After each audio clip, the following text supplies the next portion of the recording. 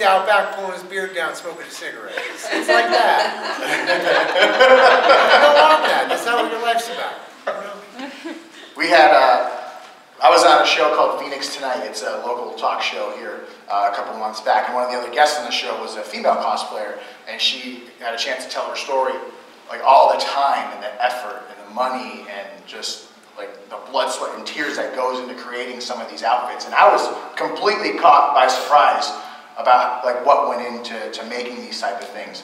And I give them crap about the sneaker thing and stuff like that. And it's just a small, I have OCD as well, so like those little things kind of drive me up the wall. But overall, I mean, you got to give these people credit for some of the stuff that they're putting together. Has anyone seen anything that's really like kind of caught their eye this weekend? Like that was, you know, something out of the ordinary or just really, really cool that you want to share? Cosplay-wise, go ahead. Stop doing that. Yeah, stop that. Oh man, he's a kid. No, you're pretty dead on that. Talk. He's gonna want to now. Ash, because I've just seen people wearing Ash. Ash from the Evil Dead? No, Ash from Pikachu. Oh, my bad. I can't even think right now. Okay, that's good. That was your favorite one that you saw? Yeah. And then I saw cool, I don't know if it was supposed to be, or not, but like, this kid had some sand in his hand, and it was like sand just walking around with it in his hand. Sand is dangerous. Especially in your eyes. Yes. There you go again. I know. You like the Morpheus, right? Yeah, there was one really awesome looking Morpheus. You can go back to fidgeting, brother. I'm sorry. But there were, I didn't really see anything that jumped out at me like, I have to go take a picture with them. My girlfriend in her dress somehow became that. That's weird. The talk of the Didn't we get a picture? Not yet. Oh, we'll have to do it after the podcast. I will, go ahead. So I'm going to put my girlfriend on the spot here. I like it. I like it. Christy sat there and so there's three guys. There's three Pikachus. And I call them Pokemon. I didn't even know they're freaking Pikachus. And he's like, no, they are part of it. And so they're kind of moving because they're like waddling, and you can see, you know, they're looking through the. I saw that. Yeah, I know what you're talking about. You know, and I'm like, oh, I gotta hug the Pikachu. You know, so he's like, he pulls out his phone and he's like, well, the picture has it to where one of the Pikachus is like this, like you can see him kind of still moving, and I'm hugging the next one. So all you see is this flat, big butt, just like, and the Pikachu like.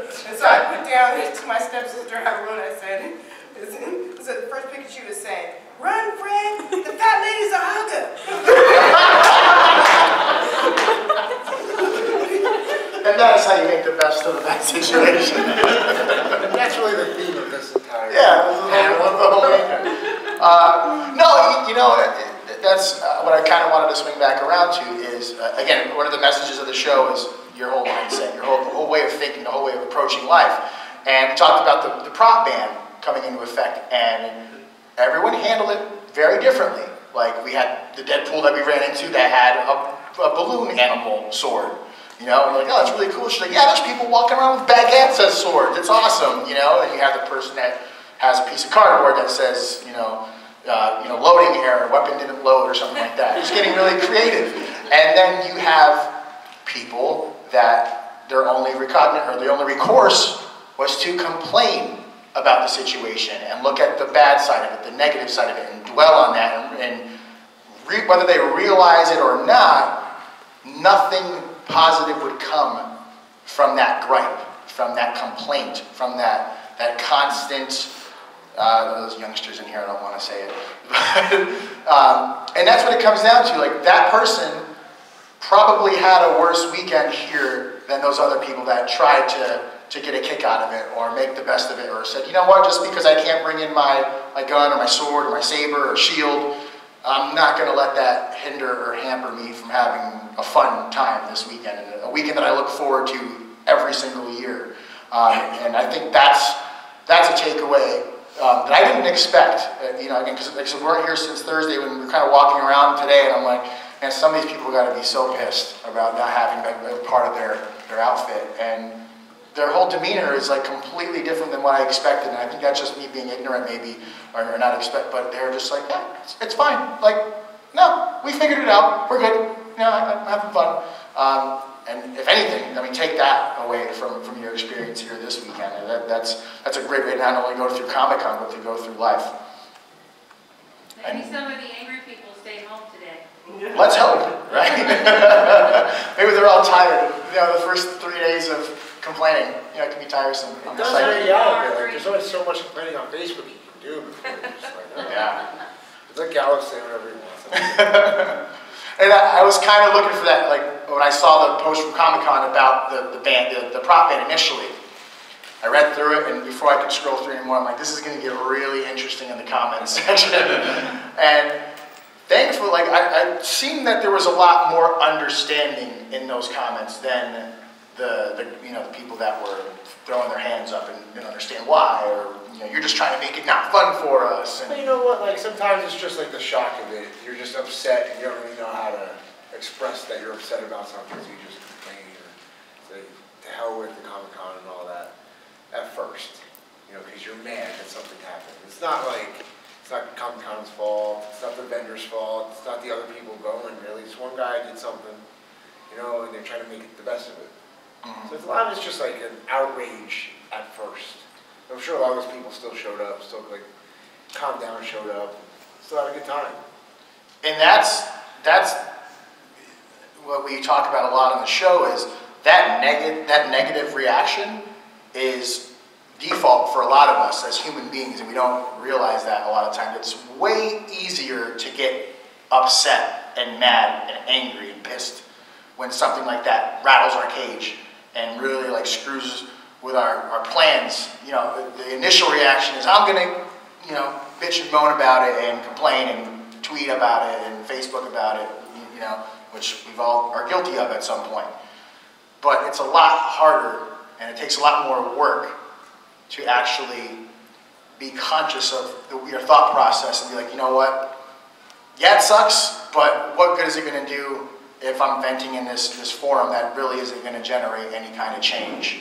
And I'm a firm believer in the boomerang effect. Whatever you put out there is what's going to come back to you. And if you're going to constantly put out negativity and how angry this whole situation made you, chances are you're going to have a really crappy weekend at ComiCon and not have as much fun as you possibly could. Yeah, like the people who were demanding refunds, if you actually went and got the refund, you chose to not have fun this weekend, and you're sitting there just doing nothing but thinking about how your weekend was ruined over this one guy. Because you can't bring a fake weapon to some place. Yeah. When you really break it down, you know, that's what it is. I would be upset if my cosplay weapon was like supposed to be in a huge contest where I could win like $50,000. Then I'd be like, all right, that kind of sucks. But there's so much more here and so much for everybody than just that. It's just a small piece of this entire experience. It's like doing a dive in a wrestling show in front of 25 people. Just trying to get yourself over. Go ahead.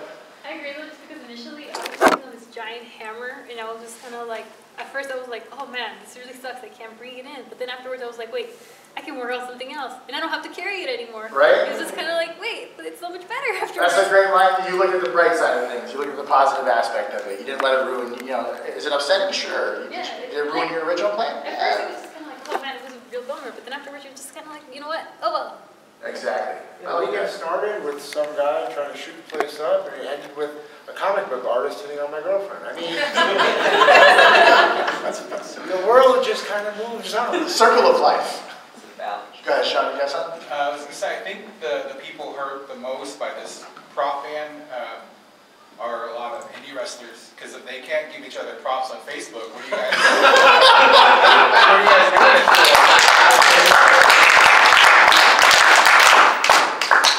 You should be a writer. Poetry. If you're not aware, quick just synopsis. Him and I are very much against pro wrestlers going on Facebook thanking each other for the match they just had because it's stupid. Stop that. Dumb. Which you try to explain that to a lot of people, and they're like, "You're just being mean. You're just being a dick." You're just Yes! I mean. I'm mean. Who I am as a wrestler's mean. I'm a mean boyfriend. I'm mean to my mom. I'm mean to the guys I'm going to have a match with. I'm mean during the match. I'm mean after the match. In the podcast on the way back from the match. I'm mean then too. I'm mean. It's going to happen. Yeah.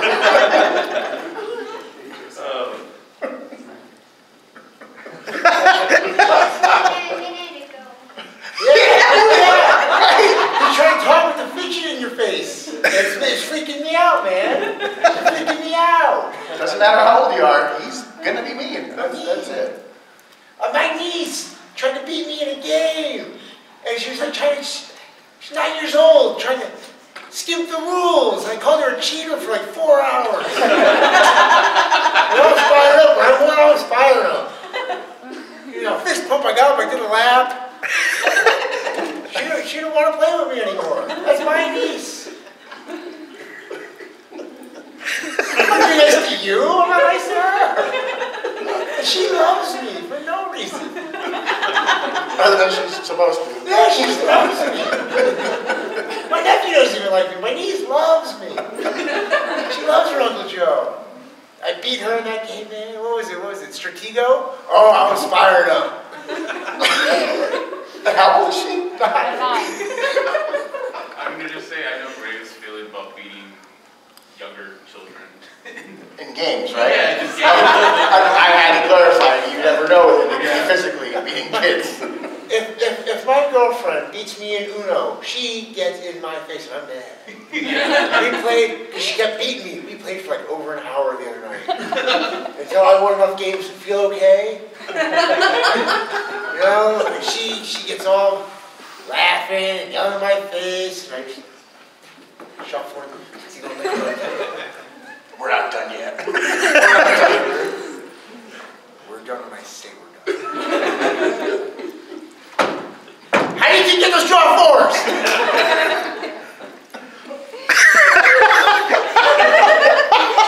It's intense being in a car with him for 24 hours over like a 36-hour span. This stuff just comes to me. I didn't think this out. This just comes to me.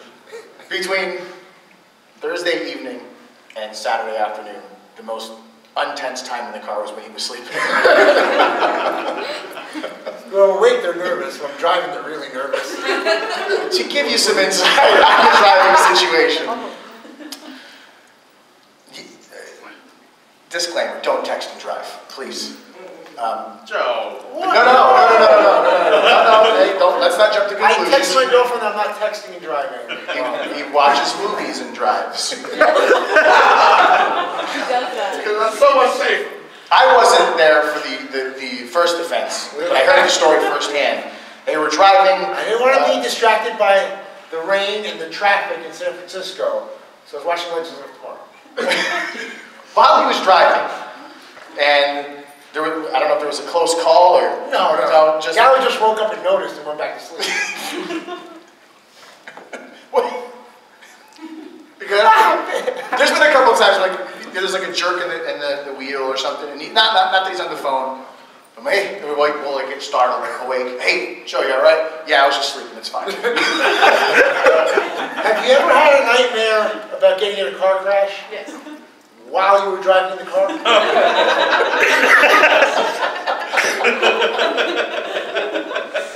One time I was driving back from Las Vegas, and like I'm hallucinating. Everybody else in the car's asleep. I see like a train coming at me. It was just how the lights were hitting the signs on the road. Like I'm like I see like bodies in the road, like 90s video games, like that kind of graphic, like laying on the ground, like boom. And I saw motorcycles, and I'm like driving around all this stuff like it's there. And And one of the girls in the back was like, oh no, those motorcycles were there. Good thing I drove around them. I thought I was the only one, because I usually see like deer, but they're not, it's not real deer. No, they're like train tracks when I'm delusional. That's why we had to pull over the other day. It was getting out of hand. I had to go to sleep. You know, it's bad. Starts seeing things.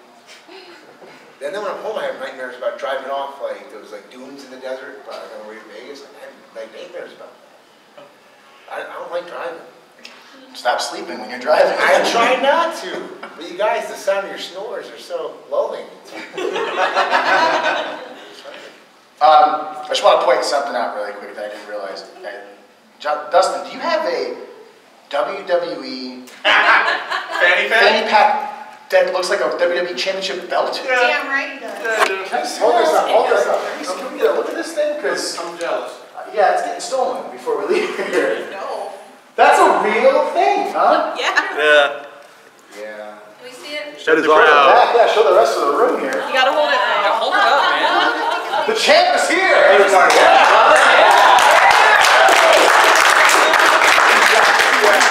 Now, Look how happy he is.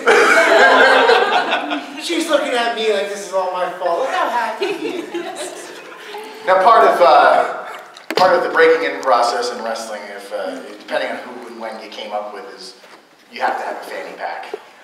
Joe doesn't have one, but he's a lot younger in the game than I am. So when I was coming up, it was on the tail end, because before the fanny pack, you were nobody unless you carried around a Halliburton briefcase. The silver ones that look like drug dealers carry their money in.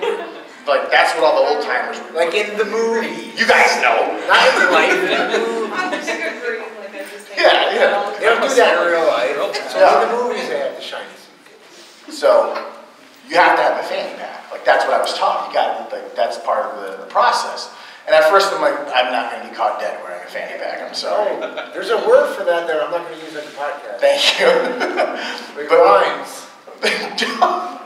And like I think like my parents would disown me if I ever walked around with that. I don't know. I'd like you. But, so I initially wrote it off, like I'm not going to have any part of this. Well, when your genetics are from the Caribbean islands, like myself, your rear end is pretty big, and your pockets are a lot smaller than a normal person. They stick out there with the flaps because Yeah, you can't find jeans that fit. You can't use the pockets that much. So I was like, let me try this. It's the greatest invention ever, wrestler or not, let me tell you. I have a 100% genuine leather one that I don't have with me now. I usually carry it on the road with me. And people give me crap for it a lot that aren't from this world. Some do, that are part of this world. And they go, what do you carry in your fanny pack? And I don't carry it or wear it for show or just because it looks cool or that's what a wrestler does. Like, it's extremely convenient. So one day, Red was here to come up and ask you. he'll be here, don't worry. One day, I took an inventory of what I actually had in my fanny pack, and I'm not exaggerating when I tell you this list. A Sharpie, a pair of glasses, extra contact lenses, a can of Diet Pepsi, a phone charger for the wall, a phone charger for the car, an auxiliary cord, change, toothpicks, salt packets, and I'm missing one. But I needed all that stuff. My wallet, too, my wallet. There's a thing you're missing to do with what goes down in the Prius? No, we don't use Staying that. awake. The Prius is the safest car you can have. Staying away from the Prius is the only way to be safe in the Prius. It's not true. Anyways, so I advocate for the fanny pack in all facets of life, not just if you're a wrestler. It makes it very easy, especially if you're in the back seat of a car and you're trying to sleep. Instead of having to gather all of your belongings out of your pockets and put them in one contained area that you don't know if you're going to be able to find it again, you just keep it in a fanny pack and unsnap it, and you're good to go. So, beat that logic. I have this like nice manly sack right here. Yes, Punisher skull. It says Brazilian Jiu-Jitsu. Yeah. My super hot girlfriend got me this. Right? Holds all kinds of stuff. Not a fanny pack. Look, he has one. Fidget kid. No. And it's a Fiat. You gotta get what Dustin has. Fit shoes in here. This is what I have. Yes! Now that's a... You can fit the head of an enemy in that bag. Right? Not just like a couple fingers.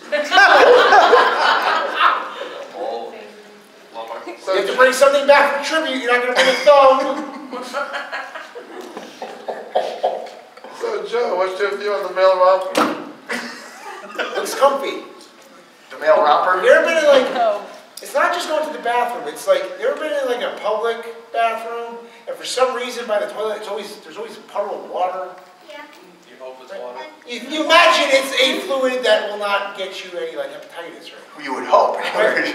But you know, you put your pants down, you just kind of pull them like halfway so you can't even open it, you're like sitting on the toilet all scrunched up. Now imagine being in that romper, right? And you're just walking around the urinal like naked. So you don't get any splashes on it or something. Or if you don't, you put it back on and you get the wet spot like right underneath. And it's uncomfortable for like 4 or 5 hours. So that's a no. Anti-romper. All right. Any other questions from the audience? Alex, go ahead. You do Brazilian Jiu-Jitsu? Yeah. Cool. Well, Joe Rogan wears a fanny pack. Ooh. Yeah, but he does not train in the gi. Oh, that's true. Okay? At 10th Planet, you can wear all the fanny packs you want. So When you have the gi, you're more you traditional. want a bag to put in. So the gi is the karate. No. No, karate is what Gallo wanted to start doing in your tag match the other night for no reason whatsoever. Do this weird karate kick out of nowhere. In his defense, the guy he was trying to pick up was a good 500 pounds. Oh, that was a huge dude, yeah. Yeah. Yes, sir. You do karate? What belt are you? You want to come up here and do your forms in front of everybody? You didn't think I knew what that meant, huh? I'd pull that one out. Yellow, black. I'll do the white forms with you. I don't know. I'm just kidding. Good thing you didn't put your card on. I know. I know how to do crushing kick it. Oh, it's a super kick. Oh. Oh, you know how, look. How old are you? 9. 9? You do it. Do the kick. Looks better than what I see at the local wrestling shows. More real. Can you kick Benny in the head? I think so. He thought about it.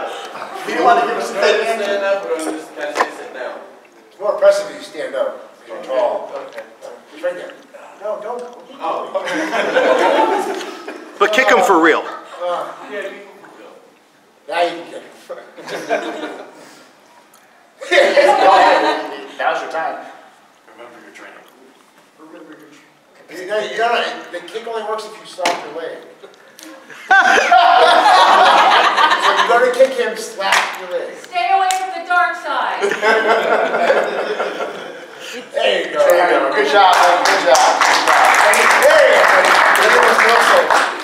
Have you learned nothing all these years? The leg relax, the leg relax. After Dom says such nice things about you on the podcast, working hard and traveling and stuff like that, like, and then you notice all the kick. Should we share how you have a sleep problem?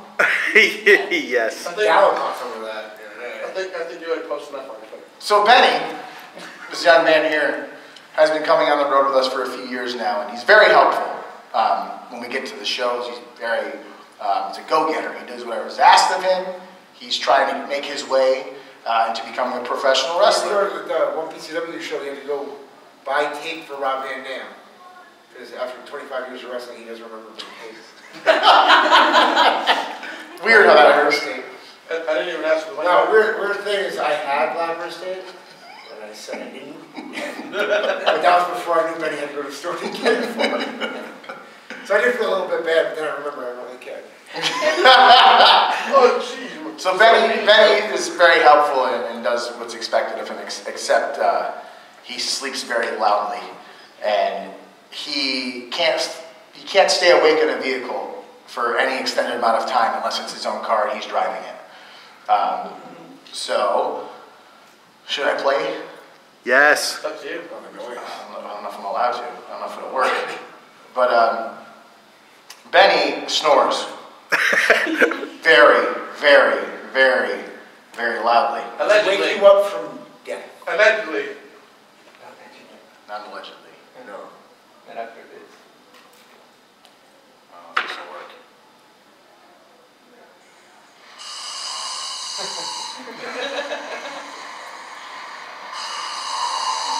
Whoever that is sounds comfortable. Sounds like you're dying. It sounds like you've been in a coma and the Lord is taking him. I feel like that does no justice. I feel like it's a lot longer. No, the one time they put him in the bathroom. What? They do a whole bunch of. We were going to make him sleep in the bathtub.